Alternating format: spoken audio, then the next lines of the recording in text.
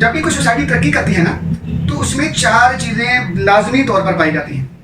پہلی چیز اخلاقیات کا اعلیٰ معیار، دوسری چیز جدت، ماڈرنٹی، وقت کے مطابق اپنے آپ کو ڈھالنا، وقت کے مطابق اپنے آپ کو بدلنا، تیسری چیز انتھک کلیکٹیو محنت، اشتراک والی مجتمع مل کر محنت کرنا، یعنی اجتماعی طور پر معاشرے کا محنتی ہونا، اور چوتھی بات معاشرے میں پائی جاتی ہے ڈائریکشن، سمت، یعنی ایک معاشرے نے کدھر جانا ہے، اس کی سمت کیا ہے، اس کی ترقی کی سمت یا طرف کیا ہے، وہ کس طرف کو جانا چاہتا ہے۔ بسم اللہ الرحمن الرحیم۔ ساتھیو، آپ دیکھ رہے ہیں علم کی باتیں، اور آج ہم بات کر رہے ہیں پاکستانی معاشرے کے اخلاقی معیار کے اوپر۔ ساتھیو، پاکستان میں نا اخلاقی معیار یا اخلاقیات کا کافی سارا فقدان پایا جاتا ہے۔ ہم یہ سمجھتے ہیں کہ اگر پاکستان کو ترقی کرنی ہے نا تو ہمیں ان 4 چیزوں کو مکمل طور پر ان میں عبور حاصل کرنا ہوگا، ان کے معیار کو اعلیٰ بنانا ہوگا، ٹھیک۔ اس میں سر فہرست سب سے پہلے جو چیز آتی ہے نا ساتھی، وہ ہے اخلاقیات، معاملات میں بہتری، اخلاقیات۔ ساتھیوں، جب موریلٹیز بہتر ہوتی ہیں نا تب معاشرہ ترقی کرتا ہے۔ جب اخلاقی معاملات آپ کے بہترین ہوں گے، لین دین والے معاملات آپ کے بہترین ہوں گے، آپ کو اپنے رائٹس کا پتہ ہوگا، آپ کو اپنی ڈیوٹیز کا پتہ ہوگا، اور ڈیوٹیز کو پرفارم کرنے کا احساس ہوگا، تب پاکستانی معاشرہ ترقی کرے گا۔ ساتھیوں، جب ہم پاکستانی معاشرے کو دیکھتے ہیں نا، پلیز اگر آپ میری ویڈیو دیکھ رہے ہیں، اگر اب آپ اس ویڈیو کے بعد صرف 2-4 منٹ ہی غور کریں، آپ اپنے 4-5 دوستوں کے ہی اخلاقی معیار کو دیکھیں، ٹھیک ہے، تو آپ کو سمجھ آ جائے گی کہ یہ جو 4-5 دوست ہیں نا آپ کے، یہ 4-5 دوست نہیں ہیں، یہ 4-5 فیملیز ہیں، ٹھیک۔ تو ساتھوں، جو اخلاقی معیار یا اخلاقی بگاڑ ہوتا ہے نا، یہ بھی کسی بھی قوم کی ترقی کے سامنے حائل ہوتا ہے۔ ایسا کبھی ہوا ہی نہیں ہے کہ کوئی قوم، کوئی معاشرہ ترقی کرے اور اس میں اخلاقیات نہ پائی جاتی ہوں۔ بھائی، اخلاقیات تو سب سے پہلی سیڑھی ہے، اخلاقی معیار۔ آپ کو پتہ ہے کہ قرآن حکیم کے جو پہلے سورہ بقرہ دیکھتے ہیں، پہلے پارہ، اس میں اللہ تعالیٰ نے جگہ جگہ پہ اخلاقیات سکھائی ہوئی، فرمایا کہ رائنا نہ کہو، انظر نہ کہو، ہے نا اخلاقیات، کہ جب وہ رائنا کہتے تھے آ کے، ٹھیک ہے، تو منہ بگاڑ کے کہنا، تو پھر اللہ نے لفظ ہی بدل دیا۔ یہ دیکھو اللہ تعالیٰ کی اخلاقیات سکھانے کا انداز۔ اللہ تعالیٰ نے کہا نہیں، اب جب بھی آپ نے میرے نبی صلی اللہ علیہ وآلہ وسلم کو بلانا ہے نا، ان سے بات کرنی ہے، تو بات کی اجازت لینی ہے تو یہ کرنا ہے کہ انظرنا یا رسول اللہ صلی اللہ علیہ وآلہ وسلم، کہ ہم پر نظر کرم کیجئے، ہم پر بھی نظر کیجئے۔ تو جب میں قرآن پاک پڑھ رہا تھا تو میں نے اس کے اوپر لکھا، میں نے کہا واہ، اللہ تعالیٰ اخلاقیات سکھا رہا ہے۔ تو اللہ تعالیٰ تو لفظوں کو سیدھا کرتے ہیں، بہت کمال ہے۔ تو یہ بڑی کمال بات ہے۔ تو ساتھیوں، پہلے ہمیں اپنے اخلاقی معیار کو سیدھا کرنا ہے۔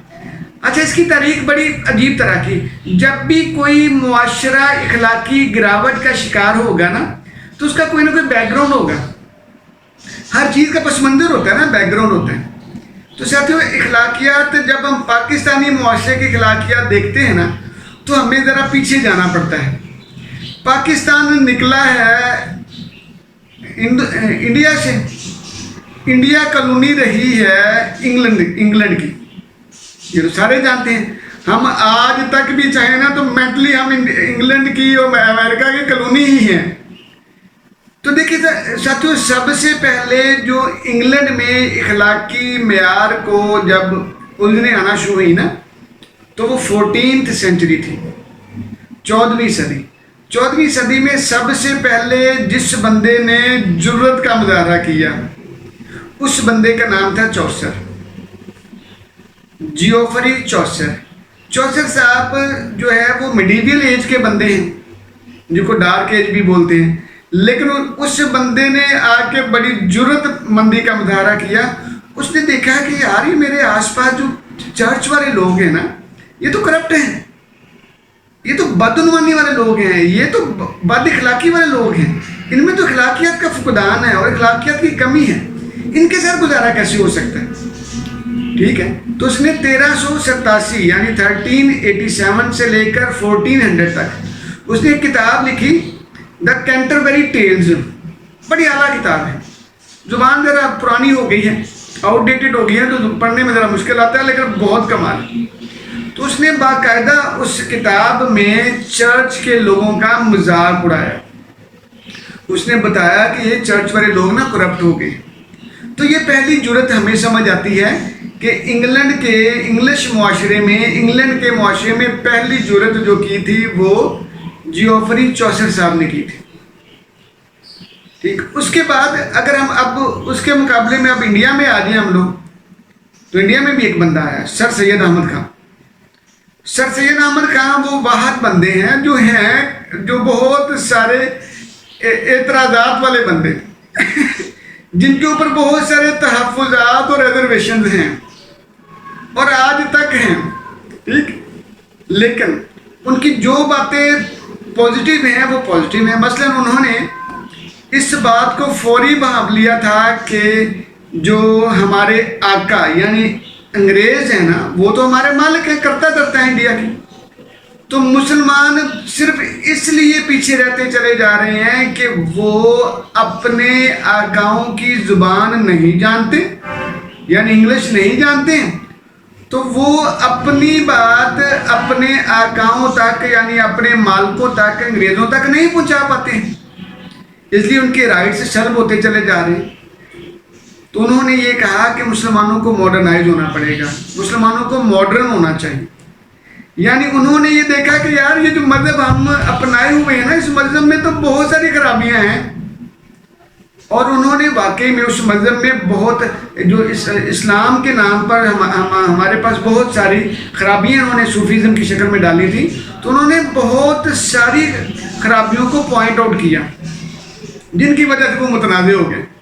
ٹھیک, لیکن وہ پہلے بندے ہیں برِ صغیر میں مسلمانوں کے حوالے سے جنہوں نے مسلمانوں کو ماڈرنٹی کی دعوت دی, ان کے اخلاقیات کے لیول کو بہتر بنانے کی طرف توجہ دی. ٹھیک, تو یہ آگے. اس کے بعد ساتھیوں اب ہم اگر انگلینڈ کی دوبارہ بات کریں تو انگلینڈ کا معاشرہ جو تھا سارا وہ ڈیونٹی اورینٹڈ تھا, ڈیوائن ریلیجن والا تھا, یعنی چرچ تھا, ڈیونٹی والا تھا. لیکن ہوا کہ ہنری 8 صاحب آئے. ہنری 8 نے آ کے ایک بڑا عجیب کام کیا. اس نے اپنی شادی کو لیگلائز کرنے کے لیے ایک انتہائی غیر اخلاقی حرکت کی. ہنری 8 صاحب نے کیا کیا, انہوں نے آئے اور اپنی شادی جو کیتھرین صاحبہ تھی کوئی ان کے ساتھ شادی کرنا تھی, تو اس شادی کو محض لیگلائز کرنے کے لیے پہلے تو جو ہے وہ کیتھولک چرچ سے فتویٰ لینا چاہا. ٹھیک, تو کیتھولک چرچ نے منع کر دیا, اتھارٹی تھی چرچ کی. ٹھیک ہے, ریفارمیشن سے پہلے تو موجیں تھی چرچ کی, تو انہوں نے اس کو ان کے خلاف بات کی. تو ہنری جو 8 صاحب ہیں وہ بات تھوڑے آنے والے, انہوں نے کیا کیا کہ اپنا انگلینڈ کا چرچ ہی علیحدہ کر دیا. یہ غیر اخلاقی حرکت ہوئی نا, اپنا چرچ علیحدہ کر کے اور اس سے فتویٰ لے لیا شادی کا, اپنی شادی کو لیگلائز کر دیا. تو ساتھیوں ہمارے ہاں بھی ایسے ہوتے آئے ہیں, یہ کوئی نئی بات نہیں ہے. ٹھیک ہے, ہمارے ہاں بھی یہ اجنبی اچنبے والی بات نہیں ہوتا ہے. وہ اقبال نے کہا نہیں کہ خود بدلتے نہیں ہیں, اسلام کو بدل دیتے ہیں. آئی گیس اقبال کا ہی شعر ہے. تو ساتھیوں یہ بڑی اہم بات ہے کہ اس نے کیا کیا کہ چرچ کو یعنی چرچ آف انگلینڈ بنا دیا. اب اپنی اتھارٹی آنا شروع ہو گئی. تو جب چرچ کے پاس ایسی چھوٹی چھوٹی جو ہے وہ رکھنے ہونا شروع ہو گئے تو چرچ میں بہت ساری کرپشن آنا شروع ہو گئی. پھر اس کے بعد ہیومنزم کا ایک کنسپٹ آیا اور وہ کمال تھا جس کو ہم کہہ رہے تھے چلو رینیسانس. رینیسانس جو نا 14 سینچری سے اٹلی سے ہی ویسے یہ موومنٹ چلی تھی. اگر آپ لوگ لٹریچر کے اسٹوڈنٹ ہو پھر تو آپ کو زیادہ مزہ آئے گا انشاءاللہ سن کے نا. 14th سینچری میں نا اٹلی میں ایک ری برتھ آف نالج کا جو ایک موومنٹ چلی، یہ ایک انٹلیکچوئل والی موومنٹ تھی، ایک انٹلیکچوئل موومنٹ تھی، پڑھنے پڑھانے کی علمی تحریک تھی، لیکن آہستہ آہستہ اس نے اپنے کئی رنگ کئی روپ بدلے. اس کو رینیسانس بولتے ہیں، ریوائول یا rebirth of knowledge, revival of knowledge. انہوں نے پرانی کتابیں کھود کھود کے نکالی، ان کے تراجم کیے گئے، ان کے اوپر امپلیمنٹیشن کیا گیا، ان کو ماڈرنائز کیا گیا، ان کے اوپر عمل کروائے گئے، ان پہ ڈسکشنز ہوئی. تو یہ ہو گیا. جب یہی تحریک انگلینڈ میں پہنچی تو بہت ساری، چونکہ دنیا اس کی لپیٹ میں آئی تھی، لوگ ماڈرن ہوتے چلے جا رہے تھے، تو اس جو رینیسانس نے دنیا کا نقشہ بدل کے رکھ دیا. جب رینیسانس آئی، رینیسانس نے آ کے انسان کے اندر کانفیڈنس پیدا کر دیا. پہلے ساری سوسائٹی گاڈ اورینٹڈ تھی، ڈیونٹی اورینٹڈ تھی، چرچ اورینٹڈ تھی، یعنی چرچ اور گاڈ مرکز میں تھا. پوپ کی بڑی ویلیو تھی، ڈیونٹی کی بڑی ویلیو تھی. لیکن ہوا کیا کہ جب ریوائول آف نالج ہوا، ری برتھ آف نالج ہوئی، تو سائنس نے آہستہ آہستہ بہت ترقی کی. سائنس کو پہلے تو جادو سمجھا جانے لگا، کیونکہ اس کی اتنی زیادہ کمال اور اتنی زیادہ جو ہے اس کی شبدہ بازی والی کارنامے تھے کہ سمجھ نہیں آتے تھے. تو سائنس میں پہلا اعتراض ہوا کہ یہ جادو ہیں، ٹھیک ہے. پھر اس کو شبدہ بازی بنایا گیا، پھر اس کو میڈیسن کے ساتھ جوڑا گیا، شہر کے ساتھ جوڑا گیا. پھر آخر میں جا کے جب سائنس کے فارمولے، فزکس کے فارمولے کام آنا شروع ہوئے، تو پھر انسان کے اندر ایک عجیب طرح کا اعتماد آنا شروع ہو گیا. تو یہ تھا ایک ہیومنزم، یعنی اب انسان آہستہ آہستہ آہستہ گاڈ سے ہٹ کے نا تو خود انسان کی طرف آنا شروع ہو گیا. اب لوگ جب بیمار ہوتے تھے تو وہ خدا کے پاس یا ڈیوائن پاورز کے پاس نہیں جاتے تھے، اب وہ ڈاکٹر کے پاس جانا شروع ہو گئے تھے، کویت کے پاس جانا شروع ہو گئے تھے، حکیم صاحب کے پاس جانا شروع ہو گئے تھے، اب وہ میڈیسن کھانا شروع ہو گئے تھے. یہاں سے بگاڑ کا آغاز ہوا. اگرچہ بگاڑ کا آغاز یہاں پہ ہوا نہیں ہے، لیکن وجہ یہ بنی ہے کہ خدا کو انہوں نے آہستہ آہستہ ایک کونے پہ لگانا شروع کر دیا، ڈیونٹی کو ایک کونے پہ لگانا شروع کر دیا، اور آہستہ آہستہ انسان بذات خود کانفیڈنٹ اور پر اعتماد ہو گیا. اس کے کانفیڈنس کا لیول اتنا ہائی ہو گیا کہ اب وہ انسان عام انسان نہیں رہا، اب وہ ڈیوائن پاور والا ہو گیا، اب وہ ڈیونٹی والا ہو گیا، اب وہ ڈاکٹر فاسٹس ہو گیا. ڈاکٹر فاسٹس کرسٹوفر مارلو کی ایک بہت اعلیٰ کتاب ہے، پلے ہے اس کا، مورالٹی پلے. تو ڈاکٹر فاسٹس پڑھا لکھا بندہ ہے، وہ پڑھا لکھا ہونے کے باوجود تنگ آ جاتا ہے. وہ کہتا ہے کہ میں ڈیونٹی میں اتنا اعلیٰ لیول کا اسکالر ہو گیا، ماسٹر ڈگری کرنے کے بعد کہتا لو میں I am simple common man, ایک عام سا بندہ ہوں. I don't want to be that, مجھے تو پاور چاہیے. He wanted powers. تو وہ پہلی مرتبہ ہسٹری میں ایسا ہوا، یہ لٹریچر کی ہسٹری میں ایسا ہوا کہ کسی بندے نے جان بوجھ کر، پڑھے لکھے بندے نے ڈیلیبریٹلی اپنی راہیں چینج کی. ڈیلیبریٹلی جان بوجھ کر اس نے ڈیونٹی کو چھوڑا، دینیات کو، دین کے رستے کو چھوڑا، اور بلیک آرٹ، بلیک میجک اور جادوئی معاملات کو اپنایا. تو یہ تھا پہلا، سب سے بڑا جو اختلاف، سب سے پہلا بڑا انقلاب. جب انسان پاورفل ہوا ہے تو اس نے ڈیونٹی سے روگردانی کی ہے، دینیات سے دور جانا شروع ہوا ہے. یہ اس کا بگاڑ شروع ہوا. یہاں پہ ڈاکٹر فاسٹرس دنیا کے انگلش لٹریچر میں بہت بہترین کتاب سمجھی جاتی. تو ساتھیو، جب انسان نے ترقی کرنا شروع کی تو اس نے اپنے اندر اعتماد کو بھرنا شروع کر دیا. پہلے انسان تھیو سینٹرک تھا، یعنی اس کی مرکزیت میں مذہب تھا، دین تھا. اب وہ اینتھروپو سینٹرک ہو گیا تھا، یعنی اب انسان بذات خود مرکزیت حاصل کر چکا تھا، اب انسان مرکز میں تھا۔ تو ساتھیوں یہ تھا رینیسانس، یعنی رینیسانس نے آ کے ہیومن کو پاورفل بنایا، ان کے اندر پاور ڈال دی۔ اب انسان ڈیمی گاڈ ہو گیا۔ جب انسان ڈیمی گاڈ ہو گیا تو انسان نے ترقی کرنا شروع کر دی۔ ترقی سب سے پہلے جو ہوئی نا وہ سوشل موبلائزیشن کے ذریعے ہوئی۔ سوشل موبلائزیشن کیا ہوتا ہے؟ یعنی گھومنا پھرنا نا۔ واسکو ڈے گاما کہاں سے چلا کہاں پہ آ گیا، کولمبس کہاں سے چلا کہاں پہ چلا گیا، ٹھیک ہے نا۔ اس نے دیکھا کہ دنیا تو بڑی عجیب طرح کی صورتحال ہے، ٹھیک ہے۔ تو اس کو بولتے ہیں سوشل موبلائزیشن۔ جب بھی انسان سوشلی موبائل ہوا ہے تو وہ بگاڑ ضرور آیا ہے۔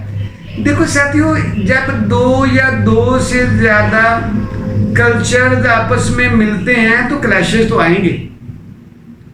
ہمارے یہاں کلیشز تو مثال ہے کہ ایک ہی سوسائٹی میں ایک ہی کلچر میں رہتے ہیں تو مسلک کی بیسس پہ بہت سارے کلاسز ہیں نا، آپ دیکھتے ہو نا۔ تو یہ جب سوشل موبلائزیشن آئی تو اس نے کلیش آف کلچرز کی اصطلاح پیش کی سچویشن صورتحال پیدا کی، اور یہ کلیش آف کلچرز اور اس کی جو انڈرسٹینڈنگ ہے ہمیں اوتھیلو میں نظر آتی ہے۔ پھر آپ کو سمجھ آئے گی شیکسپیئر نے اس کے اوپر بڑا بہترین پلے لکھا ہے، اوتھیلو۔ تو ساتھیوں، ہم بات کر رہے تھے آج اخلاقی بگاڑ کی۔ اخلاقی بگاڑ آیا کیوں ہے؟ آج ہم نے اس کی بیک گراؤنڈ بات کی کہ انسان جب ضرورت سے زیادہ پاورفل ہو گیا تھا نا، انسان جب ضرورت سے زیادہ پر اعتماد ہو گیا، انسان جب ضرورت سے زیادہ خود انحصار ہو گیا، خود مختار ہو گیا، وہ ڈیوائن پاورز کو ایکوائر کرنے جوگا ہو گیا، اور وہ خدا اور خدائی قوانین سے آہستہ آہستہ روگردان ہو گیا، روگردانی کرنا شروع ہو گیا، تب انسان کے اندر گراوٹ کا آغاز ہو گیا۔ تب انسان کے اندر اخلاقی گراوٹ کا آغاز ہو گیا۔ تو ساتھیوں، اس میں سب سے بڑا رول اخلاقی گراوٹ کا وہ چرچ کا رہا ہے۔ ہمارے ہاں مدرسہ پایا جاتا ہے، ہمارے ہاں ایک ٹرم پائی جاتی ہے ملائزم۔ ہمارے ہاں جو مدرسہ نے ایک بہت بڑے معاملات خراب کیے۔ آپ اگر ریسنٹ دور میں بھی دیکھیں تو مدرسہ کی وجہ سے بہت سارے ایشوز بنے رہے ہیں، ٹھیک۔ تو ساتھیوں، یہ تھا اخلاقی معیار کا بیک گراؤنڈ۔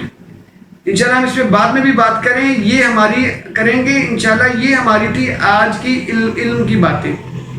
تو ہماری ریکویسٹ ہے کہ ہماری ان علم کی باتوں کو عمل کی باتیں بنائیے گا، اپنی اخلاقیات پہ کام کیجیے گا، اخلاقیات کو بہتر بنائیے گا، اخلاقی معیارات کو بہتر بناتے چلے جائیں اور مزے سے ترقی کرتے چلے جائیں۔